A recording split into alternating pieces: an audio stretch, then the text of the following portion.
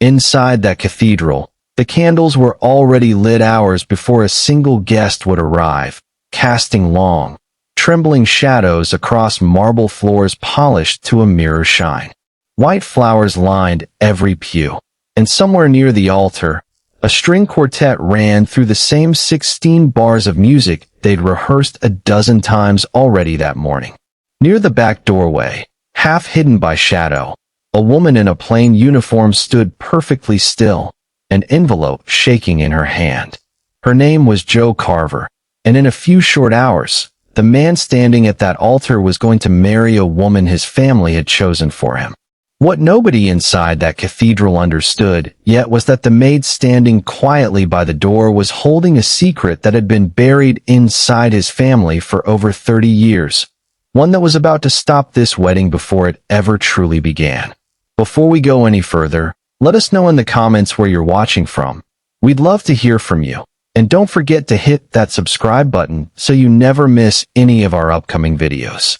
To understand how Jo Carver ended up standing in that doorway with the power to unravel one of the most powerful families in the city, you have to go back further than that morning, further even than the engagement itself, back to a modest house on the edge of town where a woman quietly raised her niece and carried a truth she believed, for years, she would take to her grave. Jo had once trained as a paralegal, spent years reading contracts and depositions for a firm downtown, before a family tragedy pulled her away from that path entirely and left her raising her brother's daughter, Lucy, alone. She took work wherever it paid reliably after that, and eventually that work led her through the gates of the Moreau estate, a household whose name carried weight in every room it entered.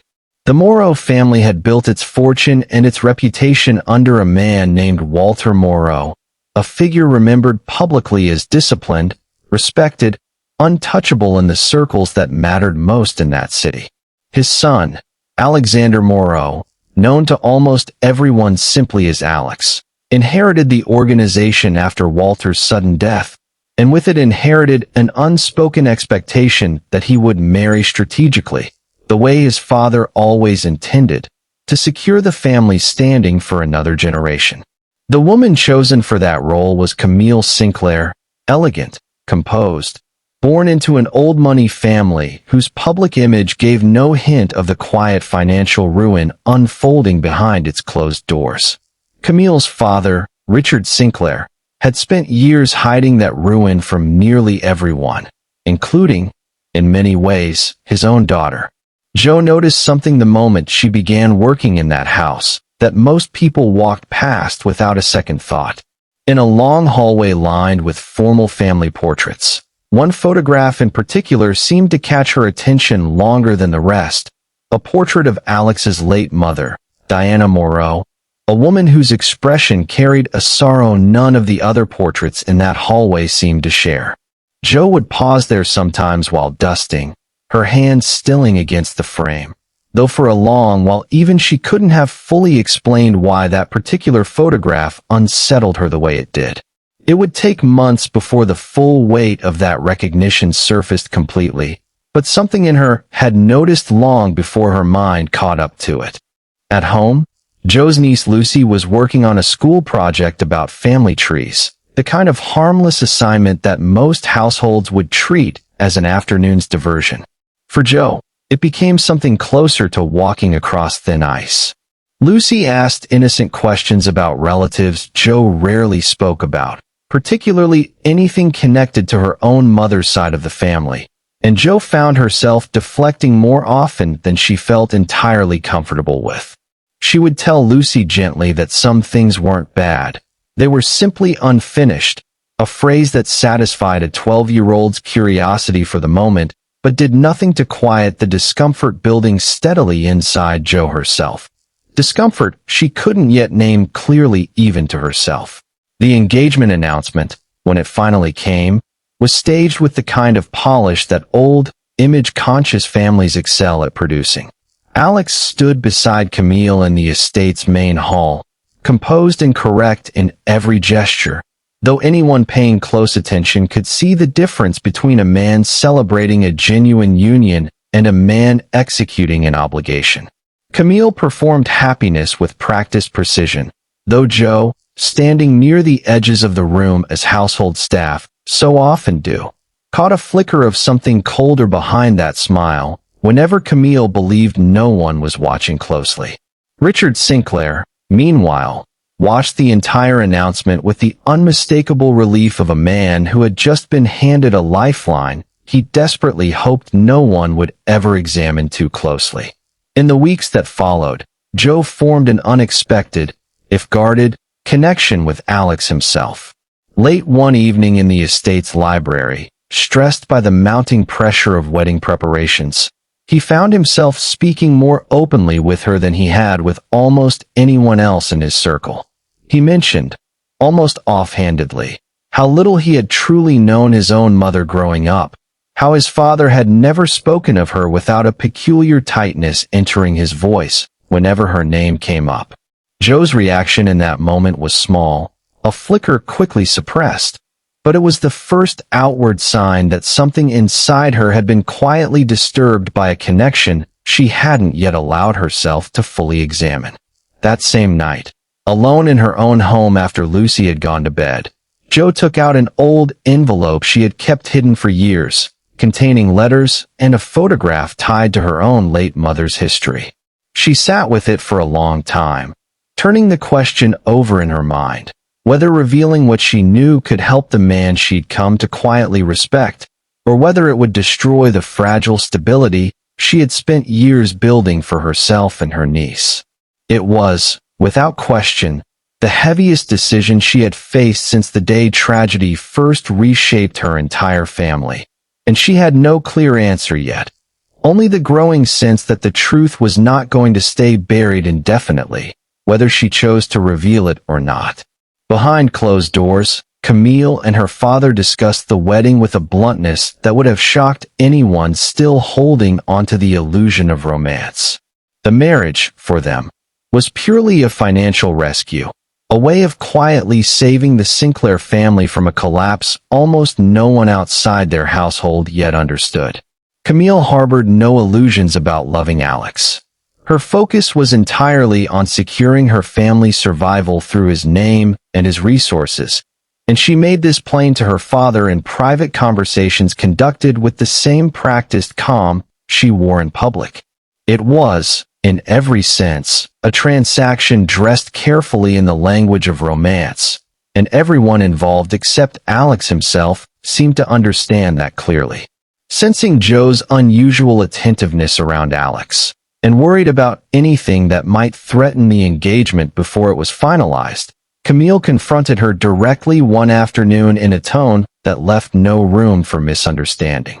She reminded Jo plainly of her place within the household, implying without ambiguity that her position could be at risk if she overstepped whatever boundaries Camille believed existed between staff and family. It was a warning delivered with precision rather than volume, the kind of quiet threat that powerful people learn to wield instead of raising their voices, and it landed exactly as intended. Jo left that conversation shaken, newly aware of how quickly her own security could be dismantled if she made the wrong move. Frightened by that warning and terrified of jeopardizing the stability she had built for Lucy, Jo made a choice she would carry uneasily for weeks afterward. She returned the envelope to its hiding place in her closet and said nothing, choosing self-preservation over the truth she had been quietly wrestling with.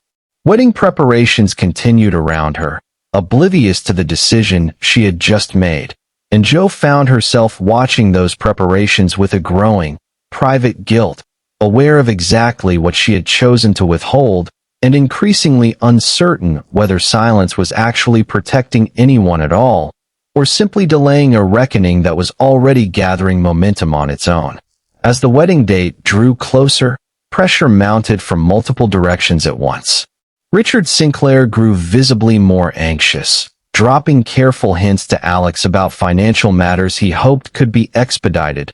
Once the marriage was finalized, small cracks in his composure that Alex noticed without yet understanding their full significance. Meanwhile, at home, Lucy stumbled across the hidden envelope, while continuing work on her family tree project, innocently asking Jo about an old photograph inside it. A young woman who bore an unmistakable resemblance to Diana Moreau standing beside a woman Lucy recognized as her own grandmother. Jo, caught completely off guard, had to decide in that instant how much of the truth her niece was ready to hear. Around the same time, the estate's longtime attorney, a careful man named Foster Reyes, came across sealed documents while handling routine paperwork ahead of the wedding, records referencing an old, quietly settled dispute involving Diana Moreau decades earlier, deliberately kept separate from the family's main archive. He brought the discovery to Alex, framing it only as a legal formality requiring attention before the marriage could proceed, entirely unaware of how deeply that discovery connected to the very secret Jo had been carrying in silence for weeks. Overwhelmed by guilt, fear, and the growing certainty that this truth would surface with or without her, Jo finally broke down in front of her closest friend on staff, admitting she was sitting on something enormous, without yet revealing what it was. Camille, growing increasingly suspicious of Jo's quiet inquiries into the Moreau family's history, escalated her threat directly, warning that she would have Jo dismissed and her family's stability destabilized if she failed to remain silent through the wedding. Jo found herself facing an impossible calculation, weighing her family's guaranteed security against the mounting certainty that her silence was helping a man she respected walk unknowingly into a marriage built entirely on inherited lies.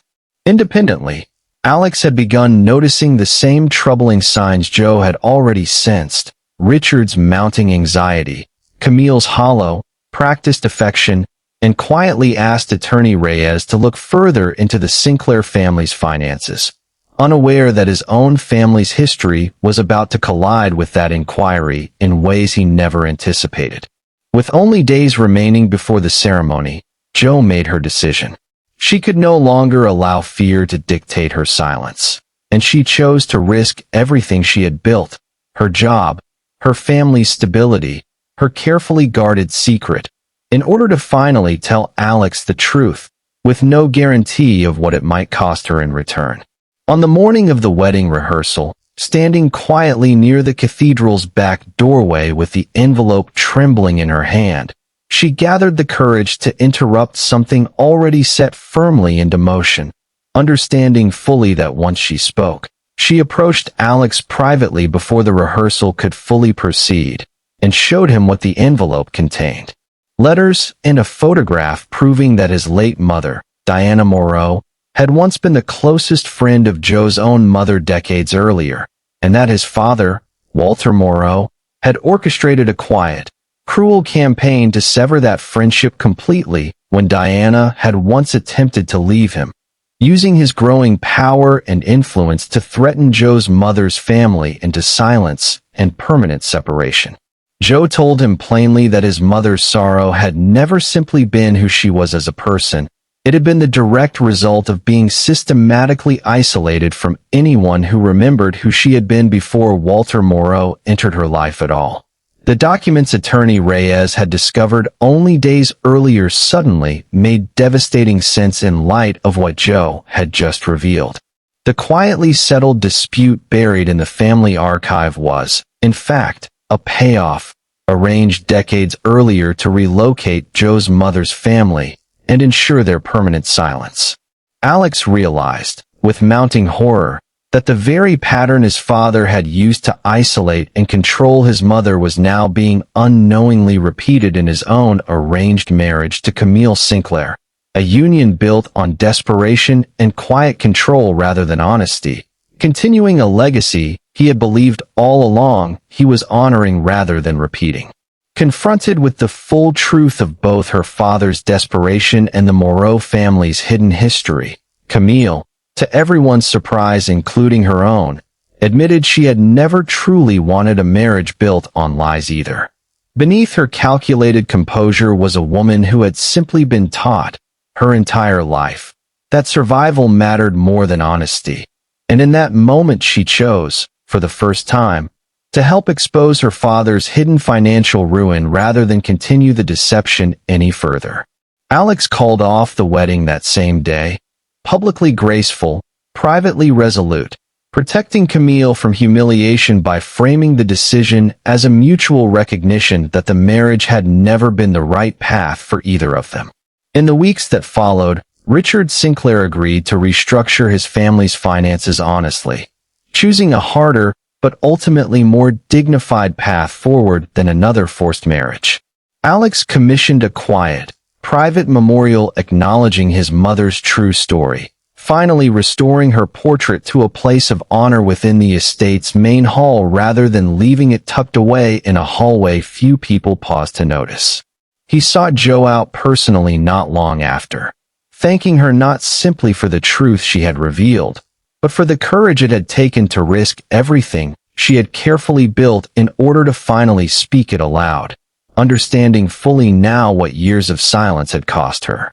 Jo told him plainly what carrying that secret had done to her over the years, the fear that had shaped so many of her quiet decisions, and for the first time allowed herself to imagine a future no longer defined by what the Moreau name could still take from her family.